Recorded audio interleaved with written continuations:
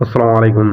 উম নির্বাচন পরবর্তীতে নির্বাচন পরবর্তীতে আজকে কিছু কথা বলার জন্য আসলাম। সেটা হচ্ছে যে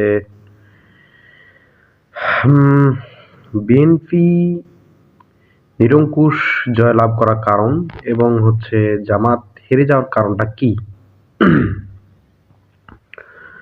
প্রথম কথা হচ্ছে যে কি আমার এনালাইসিস বা আমার চিন্তাভাবনাতে হচ্ছে যে জামাত ৩ টি জিনিসের কারণে হেরেছে। সেই ৩ টে জিনিসের কারণ হচ্ছে কি প্রথমত হচ্ছে কি প্রশাসন, দ্বিতীয়ত হচ্ছে মিডিয়া, প্রশাসন এবং মিডিয়া আর ভোট গণনার ক্ষেত্রে সমস্যা করা। এই ৩ কারণে মূলত হচ্ছে কি জামাত হেরেছে বা হেরে দেওয়া হয়েছে। ঠিক আছে? যখন ১ম এর দিক দেখা গেল যে জামাত জিততেছে, তারপর থেকে মূলত হচ্ছে কি ভোট ইঞ্জিনিয়ারিং করা শুরু করা হয়েছে। এখন এই যে যেভাবে ভোট ইঞ্জিনিয়ারিং হলো, মিডিয়াগুলো হলুদ মিডিয়া এই বাংলাদেশের মিডিয়াগুলোর জন্য কখনো বাংলাদেশে সুশাসন প্রতিষ্ঠা হবে না। এরাই ২ দিন পরে বিএনপির মানে তারেক রহমান এর পা চাটবে। ঠিক আছে? শেখ হাসিনা যেমনি করে ওর হচ্ছে কি সংবাদ মাধ্যমগুলো যেভাবে পা চাটছে, এরাও এইভাবে হচ্ছে পা চাটবে। ঠিক আছে? এদের জন্যই বাংলাদেশের কখনোই উন্নতি হবে না।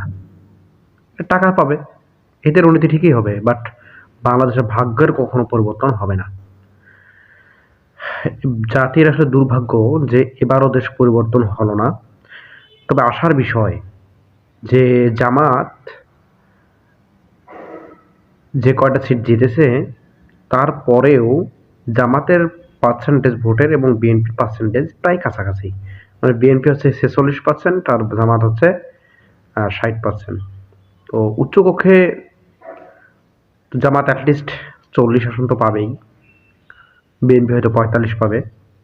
আর ৫ হয়তো অন্যান্য পাবে। তো যে কয়জন জামাতের গেছে আশা করতেছি আগামী ৫ বছর তাদের তাদের নিজেদেরকে প্রুভ করতে হবে যে আমরা ভালো। আর বিএনপি যেমন সেটাও ৫ বছরে প্রমাণ হবে। ৫ বছর পর হয়তো জামাতকেই ক্ষমতায় দেখতেছি। ৫ বছর পর হয়তো জামাতকে ঠেকানোর মতো আর অবস্থা থাকবে না। দেখেন জামাত যে ৪০% ভোট পেয়েছে ৪০% কিন্তু জামাতের একদম খাঁটি সাচ্চা। আর বিএনপি যে ৪৬